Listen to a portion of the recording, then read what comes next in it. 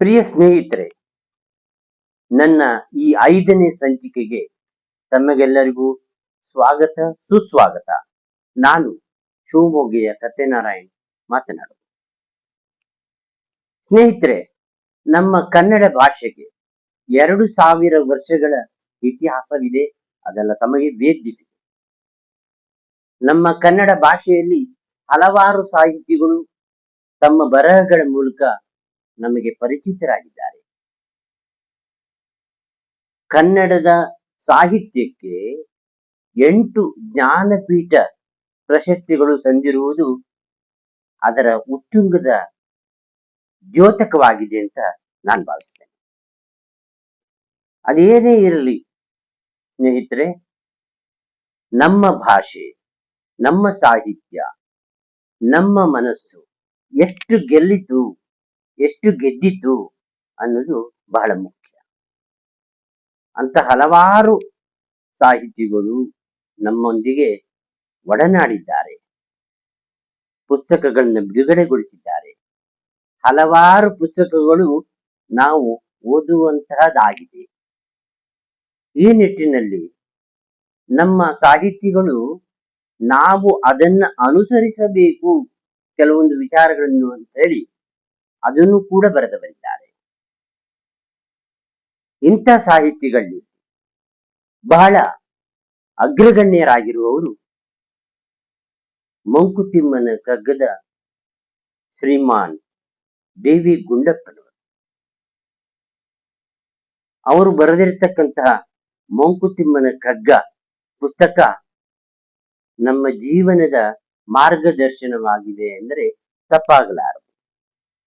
ಏಕೆಂದ್ರೆ ಹಲವಾರು ಜನ ಅದನ್ನ ವಿಮರ್ಶೆ ಮಾಡಿದ್ದಾರೆ, ಬರೆದಿದ್ದಾರೆ, ಅಂದ್ರೆ ಅದರ ವ್ಯಾಖ್ಯಾನವನ್ನು ಬರೆದಿದ್ದಾರೆ. ಎಲ್ಲವುದನ್ನು ಅದರ ವಿವರಗಳನ್ನು ಪ್ರಚುರಗೊಳಿಸಿದ್ದಾರೆ. ಅದೇನೇ ಆದರೂ ಅದನ್ನು ಅನುಸರಿಸುವುದು ಬಹಳ ಕಷ್ಟ ಸಾಧ್ಯವಾದರೂ ಕೂಡ ಅನುಸರಿಸಲು ಯೋಗ್ಯವಾದ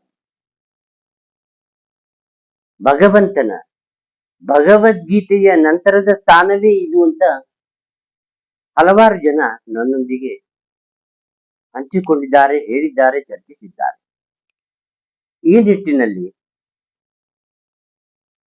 ನಾನು ಶ್ರೀಮಾನ್ ಗುಂಡಪ್ಪನವರು ಅದನ್ನು ಬರೆದಿರೋದಕ್ಕೆ ತುಂಬಾ ಯೋಗ್ಯರು ಅಂತ ನಾನು ಭಾವಿಸ್ತೇನೆ.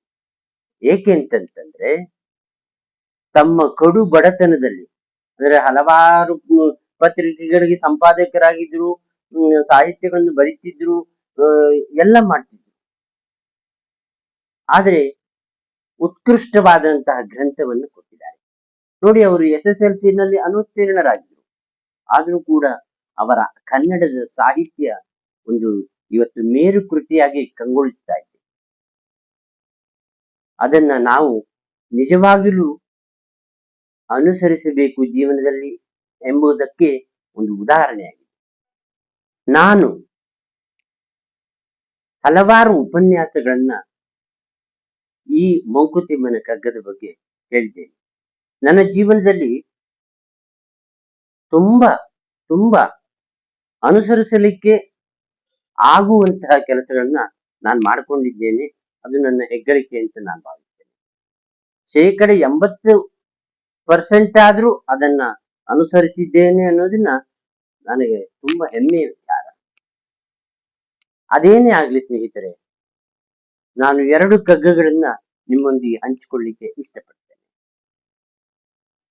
ಇರುವ ಕೆಲಸವ ಮಾಡು ಹಿರಿದೆನದೆ ಮನವಿಟ್ಟು, ದೊರೆತುದ ಹಸಾದವೆಂದುಣ್ಣು ಗೊಣಗಿಡದೆ, ಧರಿಸು ಲೋಕದ ಪರಮಾರ್ಥವನು ಬಿಡದೆ, ಹೊರಡು ಕರೆ ಬರಲ್ ಅಳದೆ. ಮಂಕುತಿಮ್ಮ.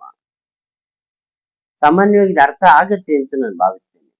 ಇರುವ ಕೆಲಸವ ಮಾಡು ಹಿರಿದೆನದ ಮನವಿಟ್ಟು, ಯಾವ್ದು ಸಣ್ಣ ದೊಡ್ಡ ಕೆಲಸ ಅಂತಲ್ಲ, ಅದನ್ನು ಮನಸ್ಸಿಟ್ಟು ಮಾಡು. ದೊರೆತುದ ಹಸಾದವೆಂದುಣ್ಣು ಗೊಣಗಿಡದೆ, ಏನು ದೊರೆಯುತ್ತೋ ಪ್ರತಿಫಲ ಅದನ್ನು ದೇವರ ಪ್ರಸಾದ ಅಂತ ಭಾವಿಸು.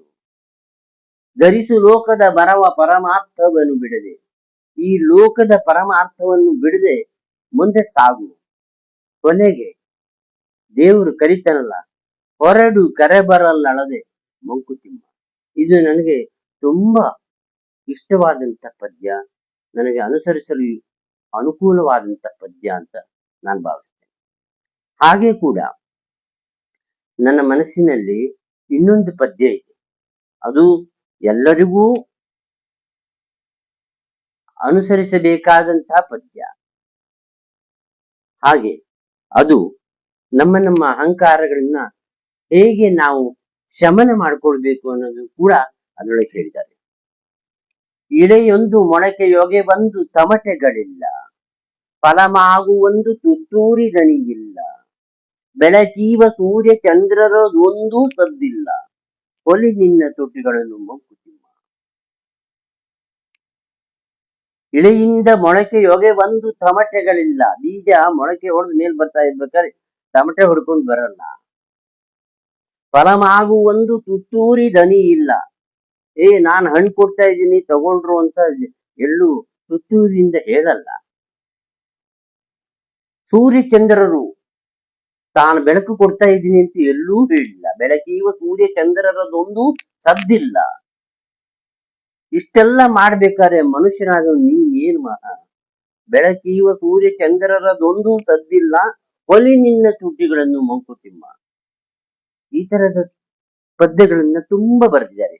ನಾವು ತಿಳ್ಕೋಬೇಕು, ನಮ್ಮ ಜೀವನದಲ್ಲಿ ಅಳವಡಿಸ್ಕೋಬೇಕು ಅನ್ನೋದ್ರ ಬಗ್ಗೆ ಬಹಳ ಬಹಳ ಒಂದು ಮಾರ್ಗದರ್ಶನವನ್ನ ಅವರು ನೀಡಿದ್ದಾರೆ. ಅವರುಗಳಿಗೆ ನಾವು ಯಾವಾಗಲೂ ಕೃತಜ್ಞರಾಗಿರಬೇಕು. ಕನ್ನಡ ಸಾಹಿತ್ಯವಂತೂ ಇದರೊಳಗೆ ಹಾಸು ಹೊಕ್ಕಾಗಿದೆ. ಕೊನೆಯದಾಗಿ ಈ ಮಂಕುತಿಮ್ಮನ ಕಗ್ಗವನ್ನ ಪ್ರಚುರಪಡಿಸುವಲ್ಲಿ ನಮ್ಮ ನಾಡಿನ ಉದ್ದಗಲಕ್ಕೂ ಸಂಚರಿಸಿ ಸುಮಾರು 3800 ಪ್ರವಚನಗಳನ್ನ 86 ಸಪ್ತಾಹಗಳನ್ನ ನಡೆಸಿಕೊಟ್ಟಿರ್ತಕ್ಕಂಥ ವಿದ್ವಾನ್ ಶ್ರೀ GS ನಟೇಶ್ರವರು ಇವತ್ತು ನಮ್ಮೊಂದಿಗಿದ್ದಾರೆ. ಅವರಿಗೆ ನಾನು ಕೇಳ್ಕೊಂಡಿದ್ದೇನೆ ಏನಂದ್ರೆ, ಡಿ ವಿ ಗುಂಡಪ್ಪನವರು ಬರೆದಂತಹ ಪುಸ್ತಕವನ್ನ ಕುವೆಂಪು ಅವರಿಗೆ ಕೊಟ್ಟು ಇದನ್ನು ಓದಿ ನಿಮ್ಮ ಅಭಿಪ್ರಾಯವನ್ನು ಹೇಳಿ ಅಂದಾಗ ಕುವೆಂಪು ಅವರವರು ಸ್ವಲ್ಪ ದಿವಸ ಅದನ್ನು ಪಕ್ಕಕ್ಕೆ ತೆಗೆದುಕೊಂಡಿರ್ತಾರೆ. ಆ ನಂತರ ಅವರು ಯಾವಾಗಲೂ ಸಮಯ ಆದಾಗ ಓದಿ ಆ ಬಗ್ಗೆ ಪ್ರತಿಕ್ರಿಯೆ ನೀಡಿರುವುದನ್ನ ನಮ್ಮ ಶ್ರೀಮಾನ್ ನಟೇಶ್ ರವರು ಆ ಬಗ್ಗೆ ತಮ್ಮನ್ನು ಉಲ್ಲೇಖ ಮಾಡ್ತಾರೆ. ಅದನ್ನ ನಿಮಗೆ ತಿಳಿಸ್ಕೊಡ್ಲಿಕ್ಕೆ ನಾನು ಬಯಸ್ತೇನೆ. ಶ್ರೀಮಾನ್ ಗುಂಡಪ್ಪನವರು ಎಷ್ಟು ಸರಳರು, ಎಷ್ಟು ವಿದ್ವಾಂಸರು ಅನ್ನೋದ್ರ ಬಗ್ಗೆ ಅವರ ಪುಸ್ತಕದ ಒಂದು ಹಾಳೆಯನ್ನು ನಿಮಗೆ ತೋರಿಸ್ತೇನೆ. ಅದು ನಿಮಗೆ ಮನವನ್ನ ಆವರಿಸಿಕೊಳ್ಳಿ ಅನ್ನೋ ದೃಷ್ಟಿಯಿಂದ ಈ ಪುಸ್ತಕವನ್ನ ತೋರಿಸ್ತಾ ಇದ್ದೇನೆ. ಇಂತಹ ಪುಸ್ತಕಗಳನ್ನ ತಾವು ಓದಿ ಮನನ ಮಾಡಿಕೊಂಡ್ರೆ ನನ್ನ ಈ ಸಂಚಿಕೆ ಸಾರ್ಥಕ ಎಂದು ಭಾವಿಸ್ತೇನೆ. ನಟೇಶ್ರವರು ತಮ್ಮ ಒಂದೆರಡು ಮಾತುಗಳನ್ನ ಹೇಳ್ತಾರೆ. ನಮಸ್ಕಾರ, ನಾನು GS ನಟೇಶ್ ಅವರು. ಕುವೆಂಪುರವರಿಗೆ ಡಿ ವಿ ಗುಂಡಪ್ಪನವರು ಮಂಕುತಿಮ್ಮನ ಕಗ್ಗದ ಒಂದು ಪ್ರತಿಯನ್ನ, ಹಸ್ತಪ್ರತಿಯನ್ನ ಕುವೆಂಪುರವರಿಗೆ ನೋಡ್ಲಿಕ್ಕೆ ಕೊಟ್ರಂತೆ.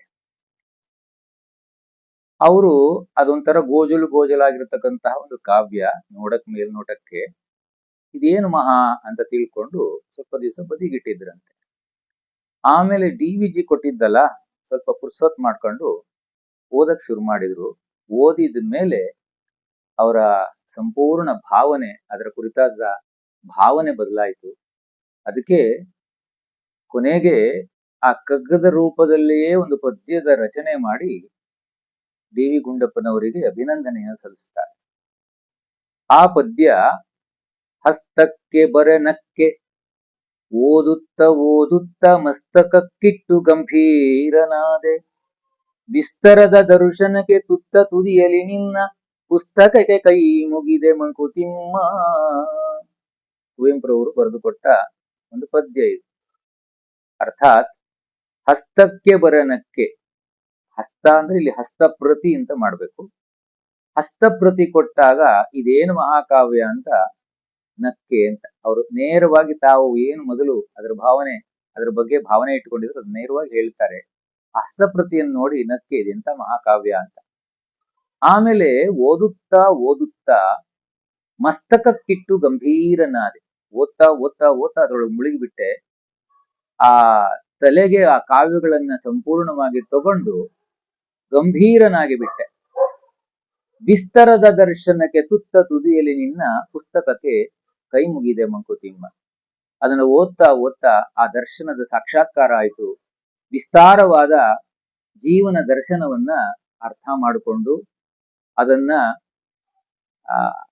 ಗಮನಿಸಿ ಅದಾದ ಮೇಲೆ ಆ ವಿಸ್ತಾರದ ದರ್ಶನವನ್ನು ಒಳಗೊಂಡ ನಿನ್ನ ಪುಸ್ತಕಕ್ಕೆ ಕೈ ಮುಗಿದೆ ಅಂತ ಅಭಿಪ್ರಾಯ ವ್ಯಕ್ತಪಡಿಸ್ತಾರೆ. ಶರಣಾಗಿ ಬಿಟ್ಟೆ ಅಂತ ಅರ್ಥ. ಅಂತಹ ಮಹಾನ್ ವ್ಯಕ್ತಿತ್ವ ಡಿ.ವಿ.ಜಿ ಅವರದ್ದು.